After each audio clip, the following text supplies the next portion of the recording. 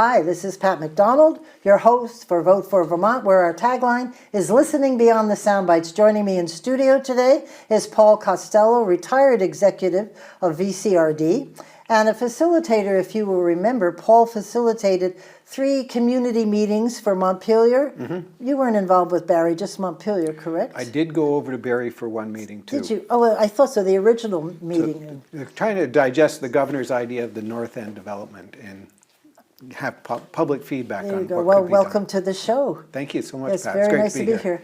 And sitting to my left is Alan Karnatz, who works for the Vermont Land Trust.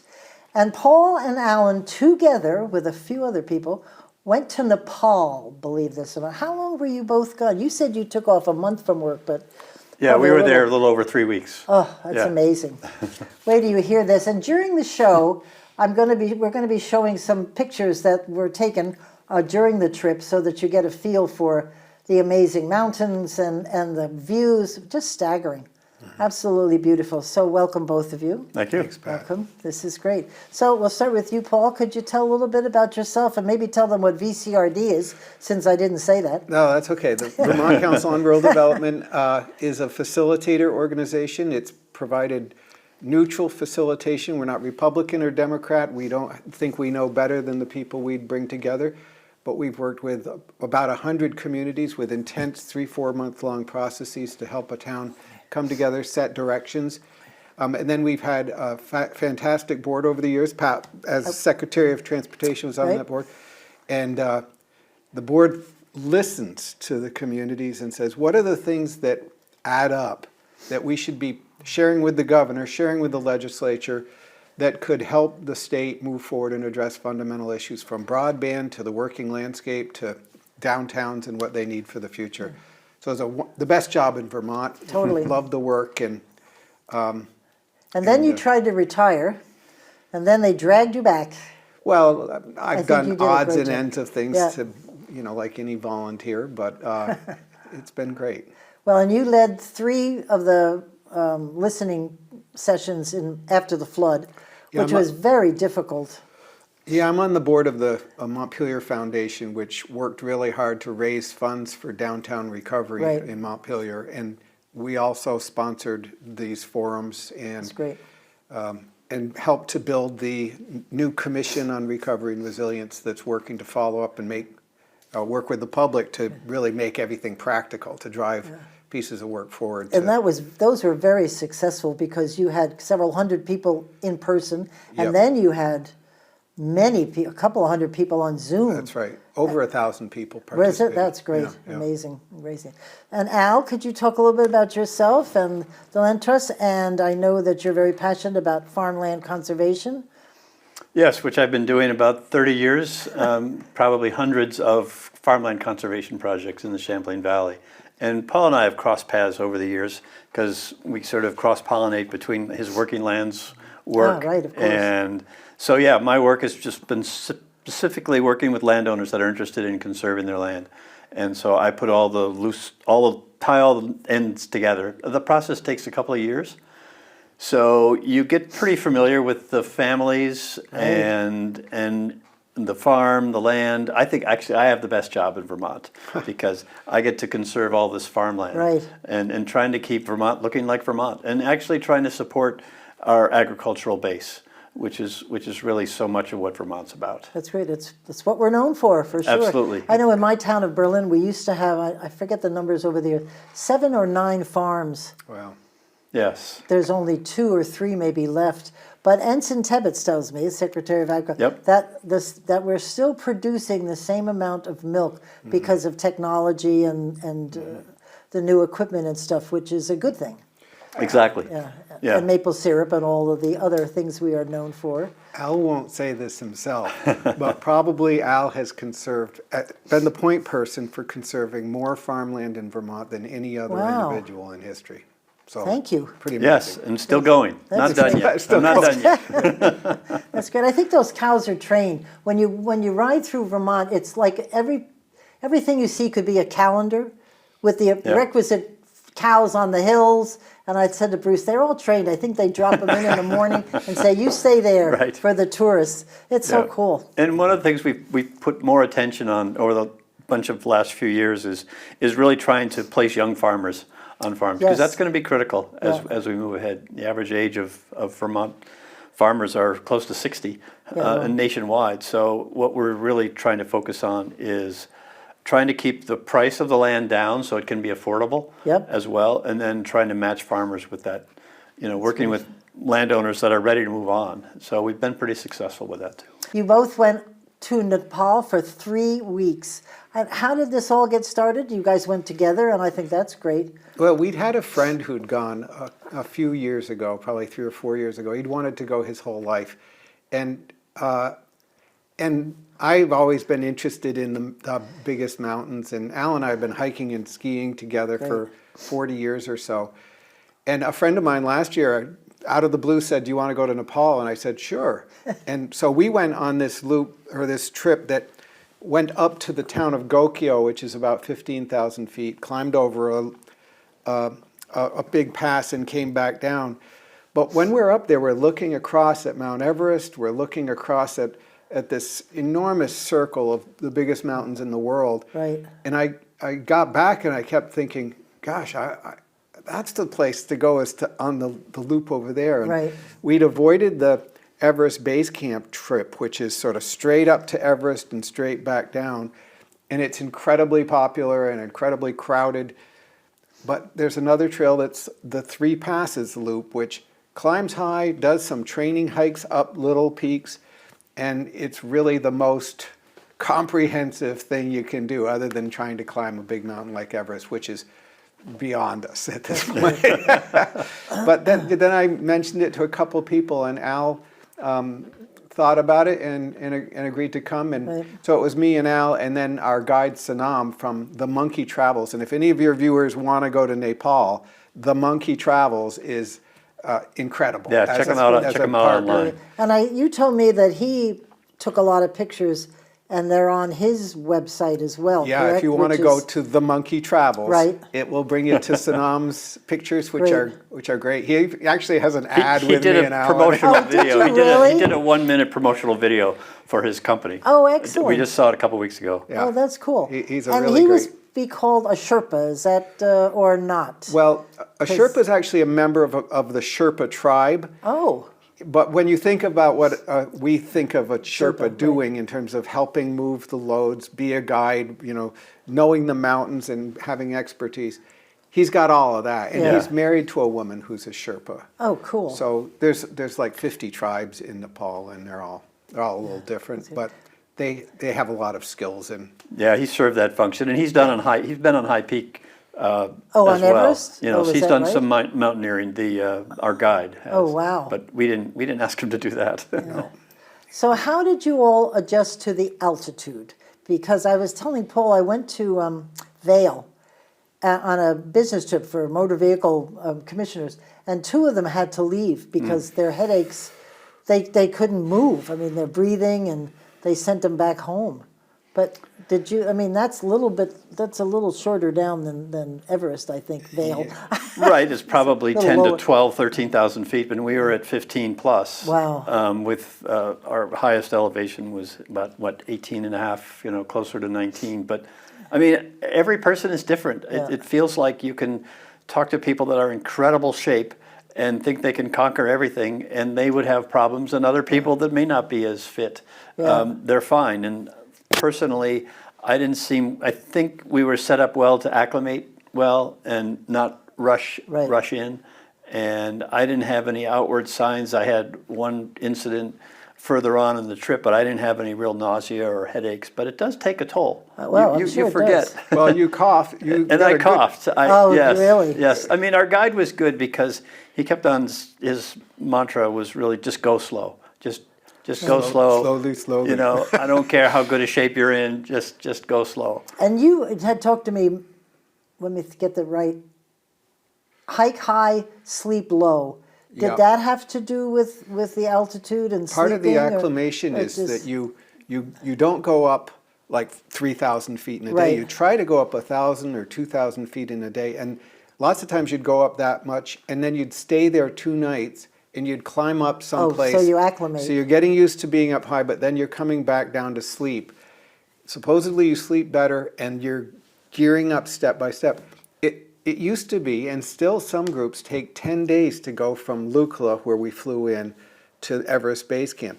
It's probably 40 miles or something. Yeah. And yet they take it in steps so that when they get there, they're ready to go on to the next steps going That's up the great. mountain. And Yeah, and I think I just wanted to add too that when Paul invited me on this trip, you know, he warned me that it was going to be a challenging trip because he wanted to do something more ambitious than the one he did the year before. it was ambitious. and you know, I need somebody that doesn't mind getting out of their comfort zone. Right. So I was the lone survivor for Paul. That's true. And I'm sure you weren't near too many hospitals or in case anything went awry, correctly? Or No, did I they send mean- in the helicopters? That's what they do. Oh, do they? We saw so many helicopters. I was just kidding when I said that. I'm sorry I asked. It's not even a joke. You get insurance when you get your plane ticket that Yeah. will fly you out in an emergency. We passed people who were very fit. That a woman who was very strong, we Right. really respected, friend who was crying on the side of the trail because she hit a wall with the oxygen and everything else. And we met this young group of 20-something kids that were hiking up Right. this one pass, and they got to the top eventually, and they couldn't make it any further, and they had to call Wow. in a helicopter to take half of them back to civilization or whatever. And so it can hit you in funny ways. Right. Wow, interesting. Of course, but just Vail was my experience. Nothing. Nothing And you for want to you. speak about being out of shape? I would be the poster child for out of shape, but it didn't bother me at all. But then these two guys, they Right. were down for the count. Yeah. That's Yeah. really bad. All right, so Yeah. this is the make it or break it question for me. Accommodations and food. What is it? What were the accommodations like when you weren't sleeping outdoors? And what was the food like? Well, we didn't have to sleep outdoors at all Oh. because we were in these tea houses or guest houses, Right. and there's even these small villages. They were specifically built to accommodate the tourist. Oh, really? There's not really a village there. There's just a group of guest houses, 4 or 5 guest houses. Not in every case, but a few cases along the way. So, we had these guest houses, tea houses each night. So that was Nice. pretty nice. And it was beds or? And it was just- beds. It was small rooms that Paul and I would Right. share, and there's a dining room.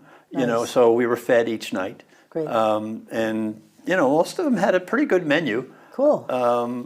From choice of eggs in the morning and oatmeal and spaghetti and noodles and a whole range of stuff. Right. Actually, the food What was the meat of choice, if there was, because of the sheep or? Well, what would that be, mutton, I there guess? was chicken, and Yeah. they eat their yaks. yes, You there know, was a lot yak. of yak meat. But I don't know how I basically, feel about that. when you're out that far, think of this area. There's no roads Right. anywhere. It's all trails, and so anything that's up there has to be carried on the back of a man or on a yak. And you don't really want to eat yak meat that's been sitting on a yak moving up the mountain for a Little week. tough. Or any meat, for that Yeah, matter. so we didn't eat a lot of meat, and you can't drink water. You can't have Right. ice in a restaurant. The tea houses are nice, but it's like bare bones, very like a tiny room with 2 bunks, and there's no heat. So when you're up high, and you've been out in the sun, you got a beautiful sunny morning, and you got the peaks explosively beautiful, Right. and you're warm. Afternoon, it starts to cloud up. Clouds come across the peaks. The sun gets behind a peak. It gets windier, and it starts getting chilly. You don't mind it when you're hiking, but when you get to the tea house, there's no heat inside, and it might be 30 degrees in your room, and you can't really sit around in 30 degrees. Right. You get restless. And you go in the common room and you wait for them to load the dung stove. They burn the yak Excellent. dung. Yeah. The yaks are good for everything. But without that dung stove, you'd be really cooking. Yeah. So You'd be how did exhausted. they, and before you started, they must have given you a list of what to bring? Because you have to carry this stuff, do you not? Or- Well, we did have a porter. Oh, And we had the guide with some things. But yeah, I probably didn't bring a warm enough sleeping bag, but they have quilts and stuff. But it was cold. It was cold, at night, you know, and like Paul was saying, the stoves, that there's not a tree within 50 miles, so they burn yak dung, right. you know. Yeah, you start out this hike, there's trees and there's beautiful forest and stuff, and then you get to where there's bushes, then you get to where there's grasses and stuff, and then you get to where it's a moonscape. Wow. You are out at the end of the earth. The only thing north of you is Tibet, and that's a huge, vast area of blank steppe and desert. Wow. And so it's really remarkable And how there's austere snow it is. and ice too, isn't there? I mean, this is still... Up high there was. We didn't Yeah. get into, it would snow a little bit, you know, in the evening. But it was only for us, it was only a few inches Oh, of okay, snow. We is it- did have to cross one glacier on one of the passes. I'm just thinking slippery on all those rocks and... Yeah, we did have the spikes on our boots okay. for the glacier crossing, but that was the only time we really needed it. Excellent. All right, so I don't know if you know this, but I took his Facebook and I went through everything. And I Okay. wrote down his trip and what pictures he put down and what towns. So what I'd like to do is just kind of go through the trip and we can talk about each area and what you thought and just jump right Sure. in. So, so you arrived at Kathmandu, which is the capital, and they have 845,767. Why 67? I don't know. They never can round up. How do you know that? Anyway, so you flew into Lukla? From Kathmandu, yep. Right, and to begin the Three Pass Trail, which that maybe you could talk about. We were mentioning it before about Everest and what the Three Pass. That's hard to say. Three Passes Trail. Yeah. why don't you Or the describe Three that? Passes Trek, exactly. I mean, we started out going directly towards Everest on the main Right. path. And as Paul said, we didn't really go into the base camp because it was it's a crowded trail. There's a lot of Right. people. It's very popular. And we spent several days, you know, getting close to Everest. And like Paul was saying, just acclimate along the way. We didn't rush off. You get to this one beautiful village called Namchi, and it's a big meeting place for a lot of the trekkers, a lot of the mountaineering expeditions. Everybody heads to Namchi. You could get there in a day if you hiked fast. We took 2 days to get to Namchi, and then we spent another day there. So there was some progression along the way, but Namchi was, you know, sort of your first main goal, and people split off from there, and we ended up doing this long loop that incorporated the three passes, and then you come back into Namchi, and then eventually back to Lukla. So Great. And what does Mount Everest look like? Can you see it from everywhere? And is it? I'm just wondering because I'm thinking of Denali. We went to Alaska. It's always there, and it makes you feel very tiny. But I would think Everest is even. it's kind of hidden. It's not like a Oh, really? Denali or a Kilimanjaro. But Paul, you can describe. Well, it. it's in the middle of the Himalayas, so there's other big mountains all okay. around it. But the thing that struck me is just above Namchi Bazaar, you get your first glimpse right through everything into the center of the Himalaya. And what you see is the peaks right in front of Everest, Lhotse and Nuptse. And then you see this pyramid that just stands by Right. itself. It's blackish, and there's a white streak going across the sky from it. And every time you see Everest, it stands out bigger, but it also has that streak of wind drift, I guess you'd call okay. it, snow. From snow. Okay. It's like a flag, and it's really dramatic, and you just imagine the wind Yeah. and the Right. fierceness of standing in that wind on the top of that mountain, how dangerous it is just to be Right. there for a little bit. yeah, Well, you're didn't in the have- jet stream at Yeah, that Yeah, altitude, well, literally. there's how many bodies are still up in Everest? 200 or something? A couple Where did I get hundred, that yeah. number? And Yeah. actually, Yeah. there's new just this last week. Oh, really? Yeah, Right. people died this last week on Everest. Oh, and then for three the of most them- part, they just leave them there, right? 'Cause I guess 3 of them, they don't know where they are. oh, they just fell off and Yep. they're guess. assumed passed away. Yeah. Wow, that's really tragic. Yeah. Anyway, so from am I saying this right? Lukla Lukla. to Yep. Pakding, Pha. For our first day. Yeah. Yes, small village in the Kumbha region of Nepal. Yeah, so that's a nice, that you actually fly into Lukla about 9,800 feet, and then you go downhill a little bit to get to that place.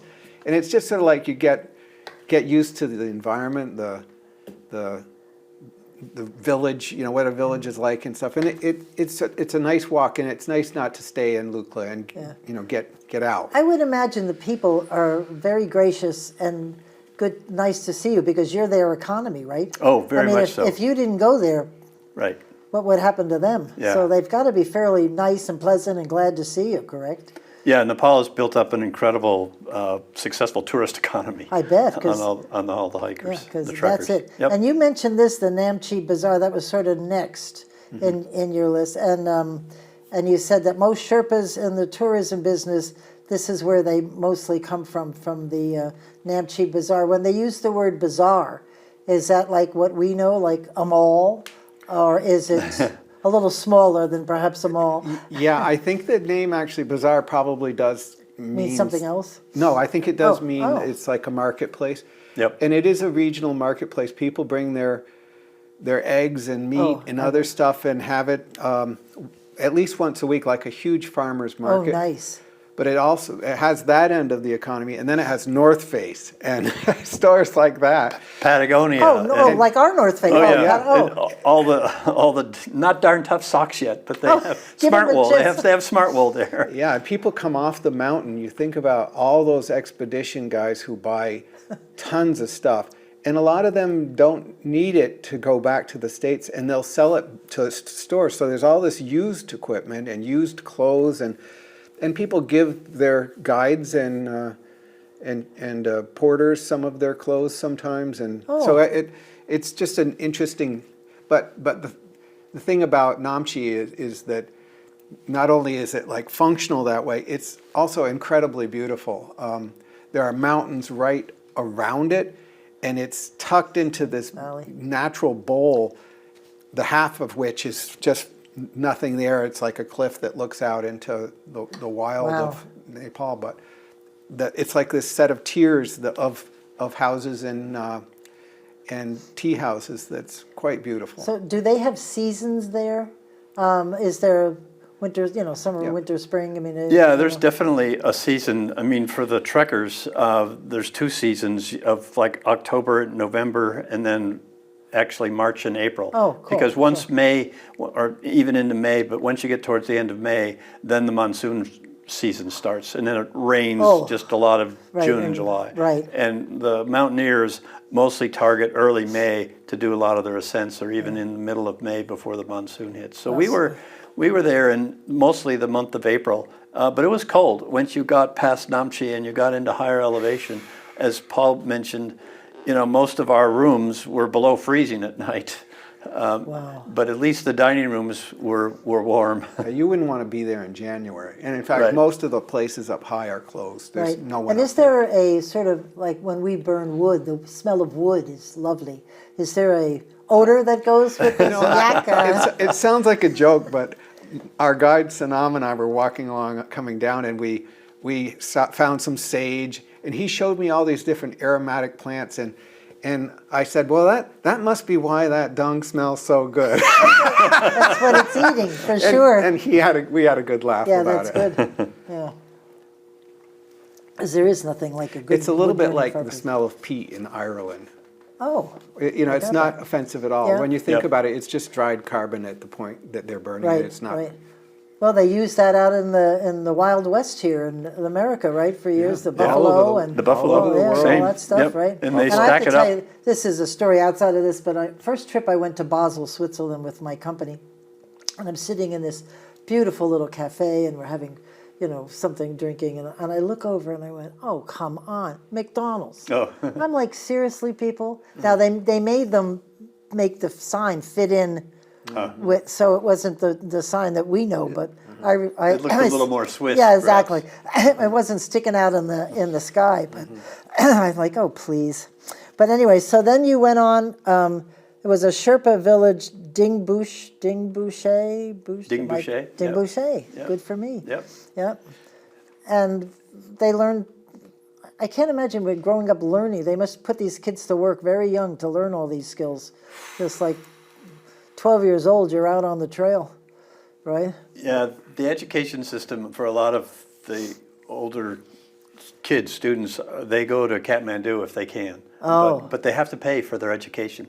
So Oh, wow. it's tough. Yeah, I'm actually really interested in this, and I've donated to charities there to help educate, particularly girls. Yeah. You get out of grade school, if you don't have a way to go to high school, your opportunities are over. Right. And the only thing to do is get married and Yep. become, head of a Have family. little Women- Sherpas. Yeah, and it's an issue. Yeah, I bet. And they're pretty much stuck there without an education and Well, you lack see- of money. Where do they go? You see these guys that are 18 years old, 17 years old, carrying, 100 pounds. Right.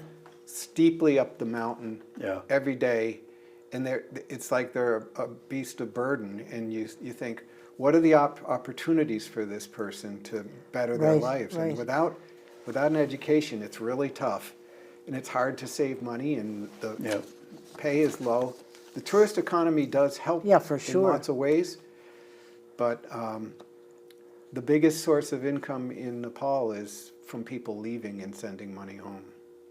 Well, that's startling. What a comment that is. So that happens a lot in South America as well, that Yeah. you hear people come here to the United States, make money, and Right. send it back home. It's that Wow. way. Yeah, and so they're working on it, and there's Yeah. a lot of good people working on it.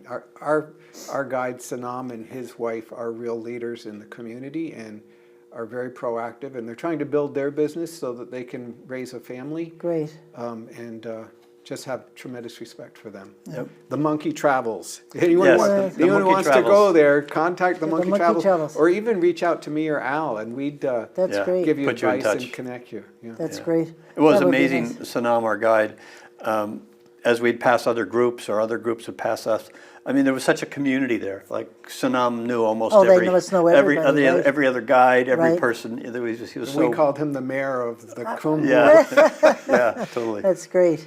Well, after 3 weeks, morning, noon, and night, you must get to know each other Pretty pretty good. well. The other thing is that you mentioned that kids. He started out as a kid. His father He was wasn't- A yak herder. a yak herder. Yeah. And he'd be the kid at the back of the yak group with a stick, chasing the ones that were getting out of line or were stalling out. And he went all through that area many, many times as a young person. Wow. At the end of a bunch And he of still yaks. has his yaks. We met him on the trail. Really? One day. His dad. Oh, that's yeah, funny. his dad. Yeah, it was Yeah. really great. Anyway, so let's see. We left off at, oops, I can't even pronounce this. The peak, Nankarch. I should show it to you in writing. You would know it. Nangartshang peak. Yeah, we probably didn't know what it was named when we Oh, did it. Right. It's the first. Before you get to the offshoot camp. training. This is before you get to the Everest camp. You stopped off at this peak. Yeah, before the passes. Before Yeah. the passes. Yep. Yeah. And reassessed, what am I doing? Because did anybody ever just say enough, or that's when they call the helicopter? I mean, that's because you can't go back. Well, people turn around. Oh, do they? Yeah, we know Right. people who turned around before, or they changed their itinerary so they could avoid going over a pass. Head down Oh. instead. And you got to respect everybody's For different. sure. and- Yeah. I'm sure they tell you walk at your level, because you sure Right. don't want it to end sad. That's Yeah. right. So now you've got this Kong La Pass, which is 18,120 feet. My note says highest ever, but The highest of the passes, the of the three passes, passes. yeah. Yep. and was that part of your initial 3-pass trail? Was Yes, this- that was oh, our I first see. pass. Okay, so all of these things are on this 3-pass trail. Yep. Yeah. Oh, I see what we're doing. Yep. So why Right. don't maybe you describe that pass? What's it like, Al? It was hard. It was really hard. I mean, what we had, and Paul said we've hiked and skied a lot and exhausted ourselves, but I think we were all pretty exhausted at the end, because at the very end, after you come off this pass, it's just a kind of a punishing downhill. But then you get into this glacier region, which is actually boulders over the glacier. So the ice you can't really see; it's underneath wow. you, and you're just kind of constantly going up and over all these little boulders towards the end. And we finally got to our other guest house, the tea house, and it was still 2:30, 3 o'clock. But we wondered, why were we so tired? It's the elevation that we were at all day as For well. sure. Yeah, we well, and your probably- legs, I can't imagine the muscles on the back of your legs, because this is, It's true. where can I you... felt it. Yeah, I I think you can't don't even- have much oxygen getting to the cells in your muscles. Right. Yep. And that that hike probably would have been a normal hike for us here. Right. Oh. But being at 18,000 feet and after that, meandering through all this rubble and talus and you're also seeing fascinating cracks in the ice that go way down. You're seeing little tiny lakes that form on the top of the glacier, and the rubble from 10,000 years of rocks falling off the mountain all over. At one point we turn a corner and a rock the size of a refrigerator falls off the wall in front of us. Oh, my word. And it's really cool. It's like So you say. you don't feel threatened. Right. Right. But it's also exhausting. We got to one point where like half a mile left to go to get out of there. And I said, I'm really tired, you guys. Al pulls out this thing of Vermont maple syrup. Oh, that he's got. energy. Oh my gosh. Oh, there you go. Like saved my life. Yeah, for sure. Pure sugar. Yes, Oh, yeah. it was from the Cochranes and their little Chocolate maple Excellent. syrup. chocolate maple syrup, Very cocoa good. maple syrup. Really? Yeah. Oh, I don't think I've ever had that. I'm It's intrigued. in a little 1 ounce packet. Excellent. But I was the same way. I felt once you're done with the pass, we thought, oh great, it just wasn't ready for all the rubble that kept on Just going. kept coming. Well, how dangerous, seriously. I mean, I know you thought it was cool, but having a rock fall in front of you, I don't know, Paul. I don't know. It's pretty random. I mean, Yeah. I think that it's a young geologic region. Right. Yeah. I think we heard rocks falling off the mountains at different points. We didn't see a lot, but we came on another glacier later, a pure white glacier, and in the middle of it, there's this huge rock, and you Wow. think, how long's that been sitting there? I bet they've probably got not people very that long. check the paths, like what they do on these ridiculous train rides that you go through all these Oh, yeah. unbelievable places, and they have crews that go out every day before the train comes in. They must have people Well, there's that looks plenty for of these kind of things. yeah, there's plenty of people along the way. Just to be clear, it wasn't like we were wilderness travelers Right. because there's a constant groups. stream of people. Yeah. But once we got off of that Everest Base Camp circuit, if you will, it was much quieter. It was really Oh, okay, nice. good. Yep. Now explain the Everest base camp, because you said there are two base camps, and on opposite side of the mountain. How can you Well, give us there's a one- picture of that? There's one in Tibet, which is Yeah. now part of China. Oh, And then the big base The camp. main draw. The main draw is enormous. There's probably 400 or 500 tents there at any one time. It's right at the foot of the Khumbu ice fall and all that. And honestly, after being on the Everest Base Camp trail for a while, where you're with people of all nationalities, all talking loudly, yaks everywhere, donkeys everywhere, horses, people carrying big burdens. Right. You just want to get away from it.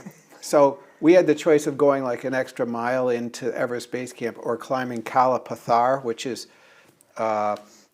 probably 18,500 18 plus, yeah. or something, that looks straight over Everest Base Camp and up the whole wall of Oh, the mountain. wow. So we went up there. yeah, oh wow. We were yeah, actually that higher sounds- than good Everest Base decision. Camp. Yeah, we were way above So you Everest got Base a Camp. good view of the mountain of Everest, right? Yeah, it's sensational place. Yes. Yeah, I can't imagine. So I read, and I don't know that, first of all, this is the highest mountain above sea level in the world, right, Everest?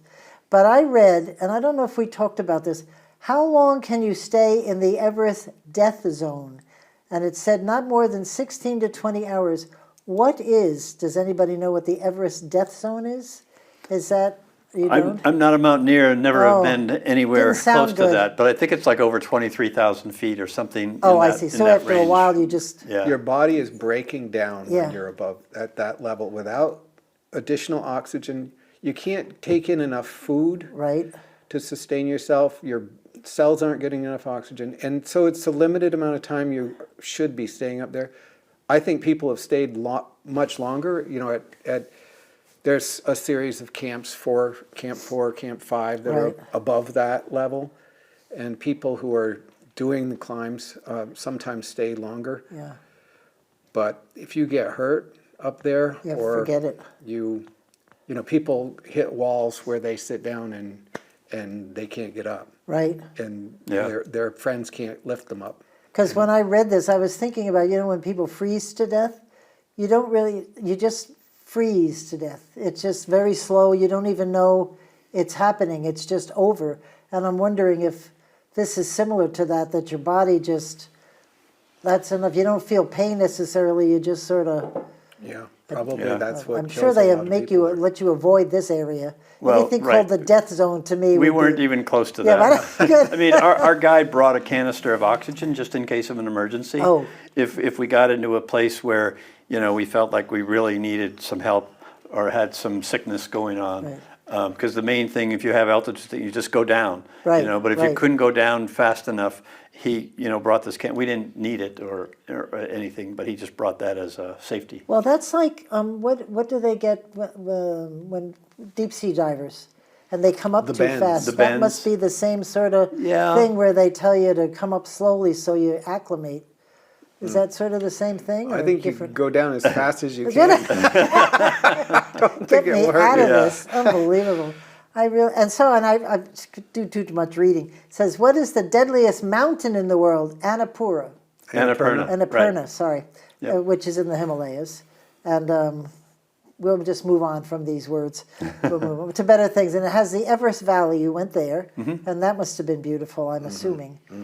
And were there flowers and things, or was just desert? Not at that Not at that elevation. level? No, further down, Yeah. the rhododendrons were blooming and Oh, things, nice. but that was, near Namchi and further down. I don't know that anything. There's there- not much ever blooming. blooms up There's there. some Are grasses. there critters up there of any kind that have acclimated, Well, other than the yaks? there's a tar, they call it, which is like a mountain goat. Yep. How do you spell that? Just for- TAR. Oh, TAR. And there are eagles.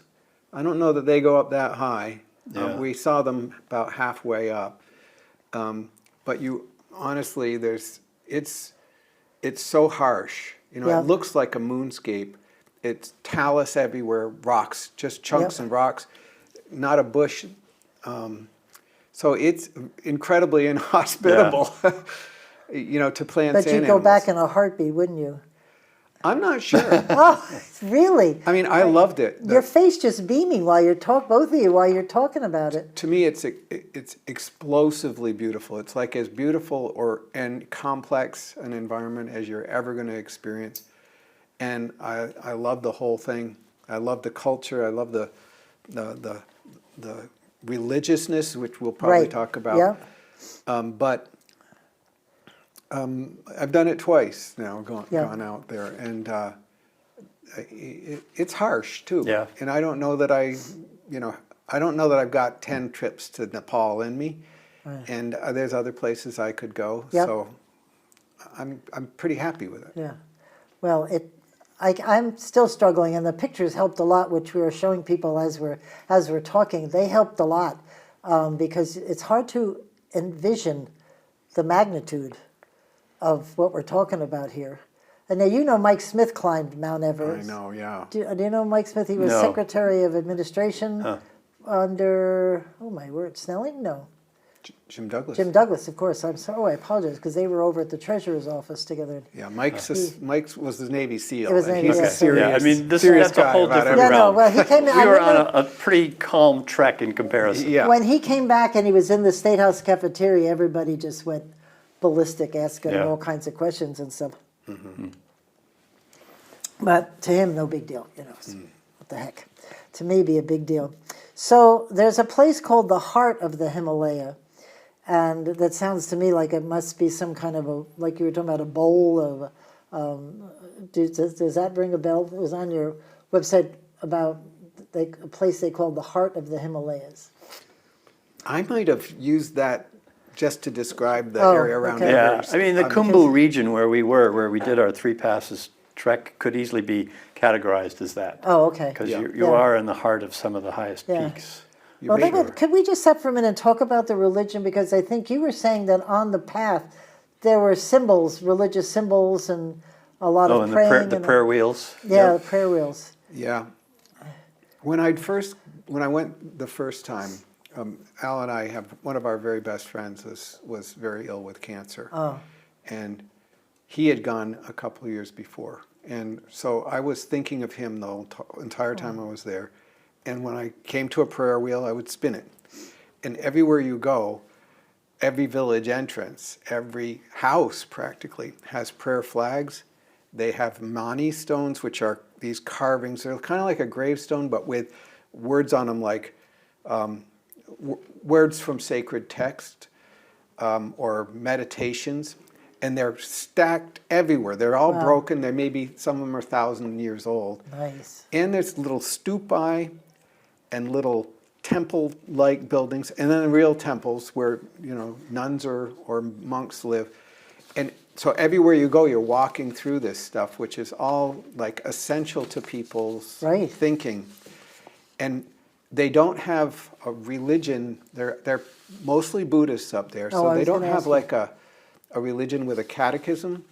They use all these religious things around them to say, pay attention to compassion, pay attention to the beauty of the world and the beauty of the people around you, show kindness. Like very sort of simple. Elementary teachings. Well, just imagine where they are, and they must all have to rely on each other.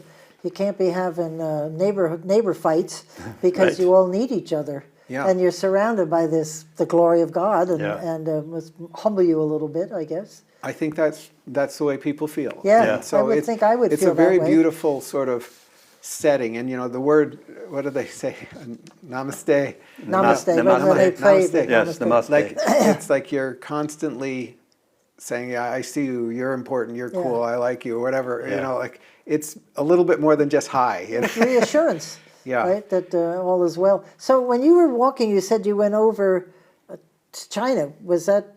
Did they just let you go on the path, or? We didn't get to. Oh, we you didn't don't. You can't go there. No, not on If these you wanted to paths. come back, you can't go there. We met this one young German gal who was heading straight north.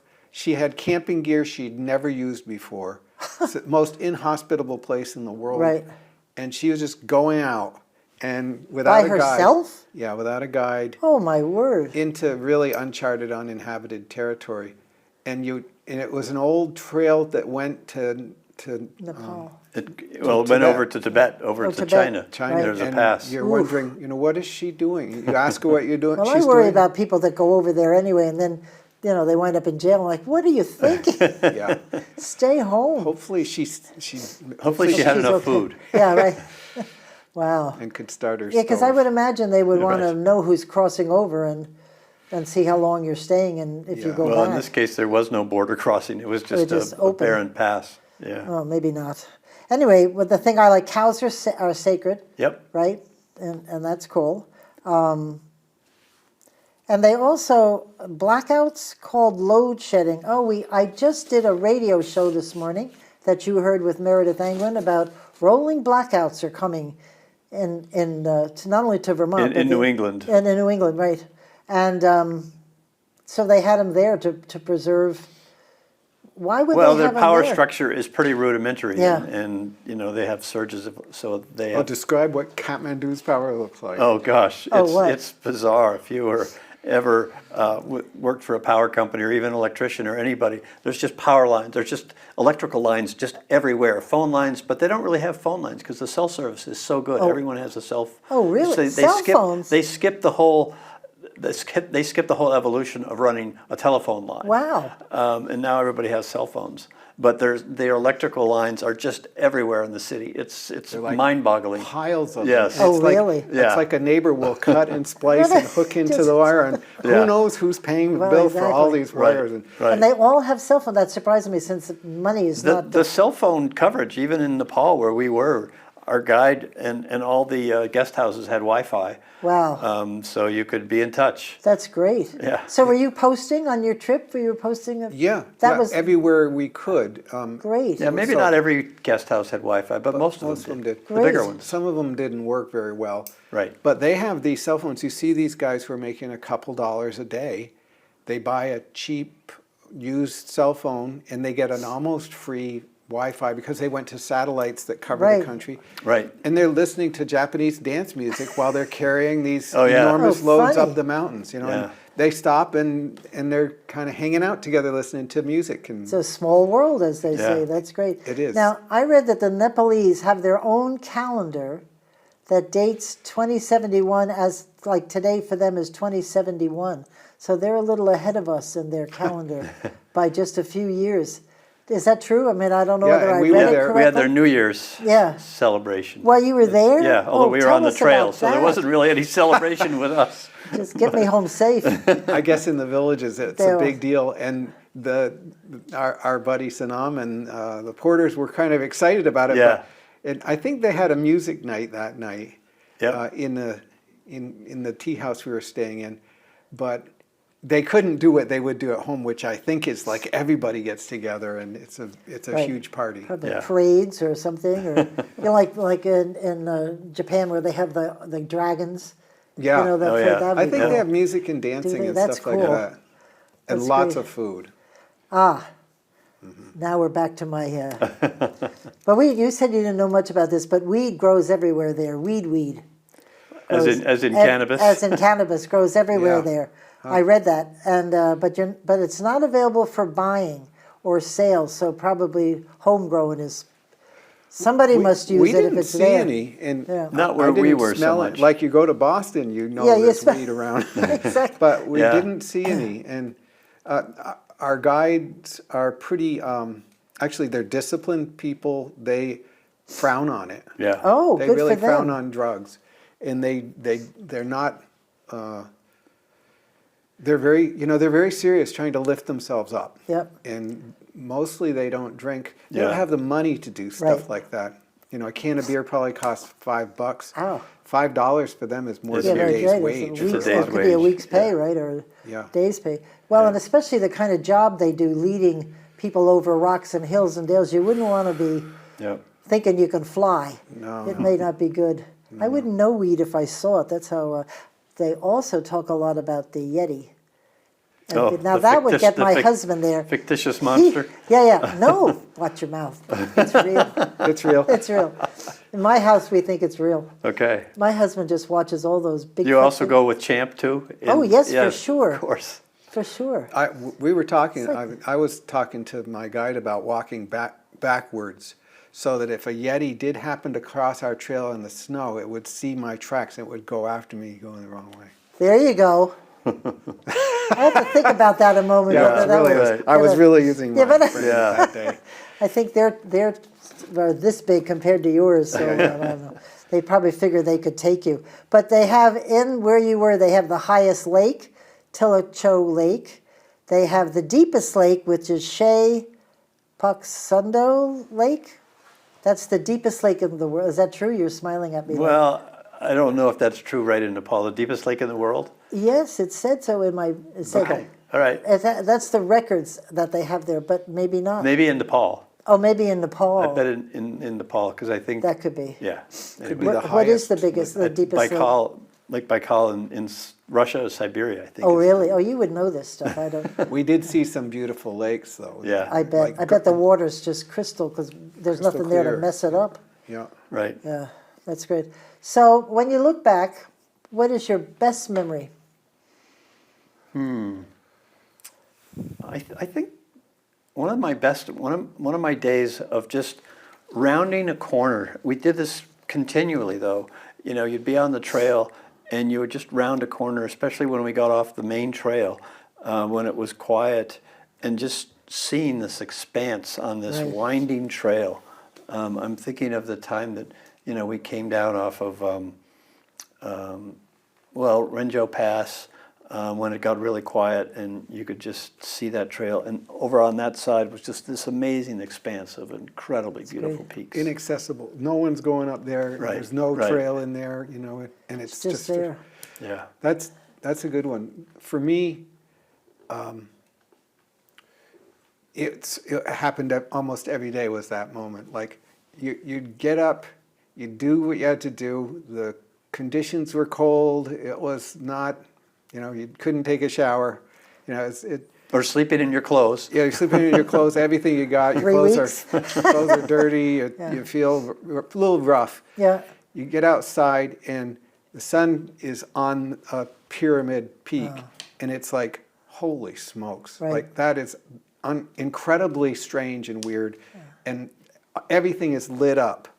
And so every morning, and we were really fortunate. Every morning we'd start out, we had just this fantastic scenery, and later in the day it would get rougher, but you just feel an amazing. Like I felt joyful getting out hiking every great. morning. It was just Excellent. awesome, and it's work and everything else. But that first few minutes was just like, wow, this is awesome. I'm here and I'm glad. Yeah. That's great.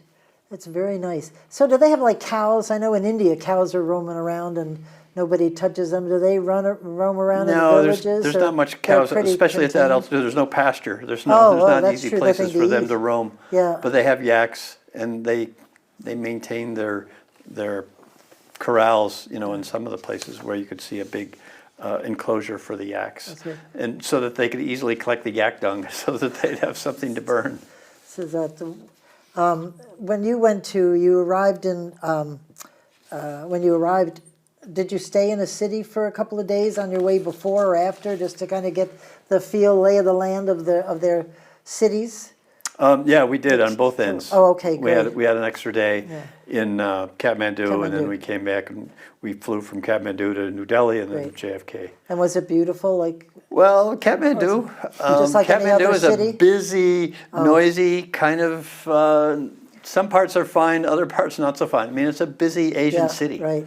A lot of people describe seeing the traffic outside their hotel the first morning and being like horrified. Oh, really? What were they driving? Were there's they motorcycles. Motorcycles, just Oh, so right. many motorcycles. Yep. And a rickshaw and porters carrying big loads and little kids walking around getting ready to go to school and parents with 2 kids and their wife on the same motorcycle going through it all. And you step out into traffic and you're like oh, holy please. smokes. And at first for me, I thought it was really dangerous. And then I realized, no, it's more like driving in Boston. When you're ready to go, you just start turning into traffic, and they're going to let you go. Yep, And 'cause they see, don't Al and I are wanna- walking right in front of these motorcyclists know. and stuff, and they're letting us through. Well, they're so used to it too, and probably the paperwork would kill them to mess up their day having to write Guess you up. there are a lot of hit and run Yes, accidents. Yeah, I I'm bet. sure there are. I bet. But, Well, I'm glad you both had a great time, and I think with the few minutes we have left, we're going to show as many pictures as we can at the end. And I want to thank you both for coming. Great talking to you again about this, and I'm glad to have met you. Yep. And Likewise. I know you enjoyed this, folks. So this is Pat McDonald, your host for Vote for Vermont, where our tagline is Listening Beyond the Soundbites. We'll see you soon. Bye.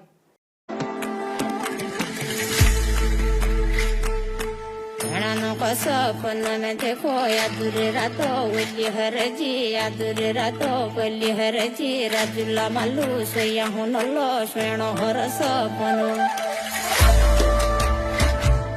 आदुरात बुलबुल मस्बो तगड़ी सपने बनी रोया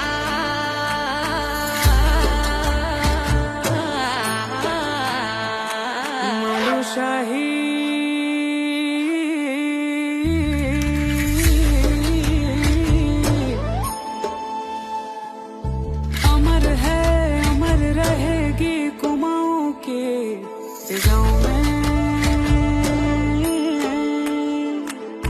राजुला मालू शाही की प्रेम कथा गूंजे घटाओं